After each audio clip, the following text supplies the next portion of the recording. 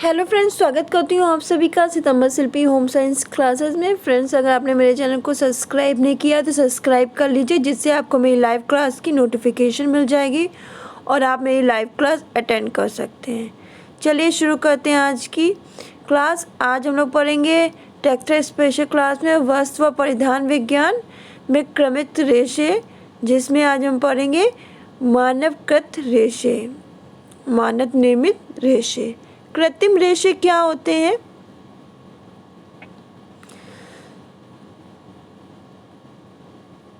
कृत्रिम तंतु यानी रेशे प्राकृतिक नहीं होते, नेचुरल नहीं होते हैं। जैसे आप समझ लीजिए, एक आर्टिफिशियल बाल होते हैं और एक नेचुरल बाल होते हैं, बिल्कुल वही अंतर है इसमें। ये रासायनिक विधि से व यंत्रों की सहायता से बनाए जाते हैं। इनकी देखभाल व रख रखाव ईजी होता है। ये तंतु मजबूत होते हैं, टिकाऊ होते हैं। इनकी प्राप्ति का स्रोत प्राकृतिक रेशों की भांति सीमित नहीं है, साथ ही ये अल्प समय में बड़ी मात्रा में उत्पादित किए जा सकते हैं। वर्तमान युग की परिस्थितियों व रुचियों के आधार पर इस प्रकार के वस्त्रों को आकर्षक बनाया जा रहा है, जिससे इनसे अत्यधिक लोकप्रिय जो वस्त्र है उनका निर्माण हो सके। मानवकृत रेशे या मानव निर्मित रेशे। मानवकृत रेशे का निर्माण कपास, लिल्टर, लकड़ी के भीतर की लुगदी, बांस, अन्न के दानों के भीतर के भाग आदि वस्तुओं को से होता है। इसके आकार व अन्य विशिष्ट गुणों को बदल दिया जाता है। बाद में इस तैयार मसाले को हम क्या करते हैं, एक जो छिद्र युक्त नली से निकाला जाता है।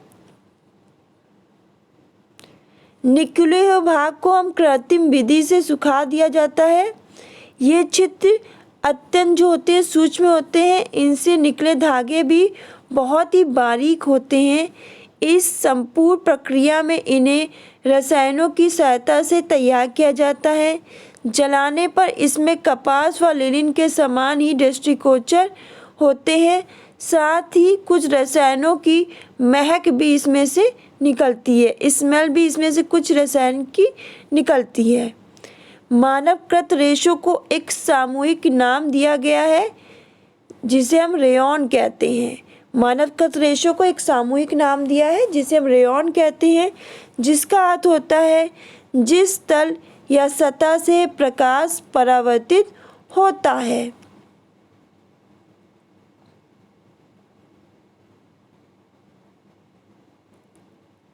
मानवकृत रेशों के प्रकार रेयॉन 3 भागों में बांटे गए हैं। पहला आपका है नाइट्रोसेल्यूलोज, दूसरा है विस्कोस, आपका ये दूसरा विस्कोस है, क्या है विस्कोस। फिर क्यूप्रोनियम, क्यूप्रोनियम है। ये 3 आपके रेयॉन है मानवकृत रेशों के प्रकार में। नाइट्रोसेल्यूलोज ये क्या है, ये प्राचीनतम विधि है। इसकी खोज 1844 ईस्वी में प्रोफेसर जॉर्ज एडमर्स ने की थी।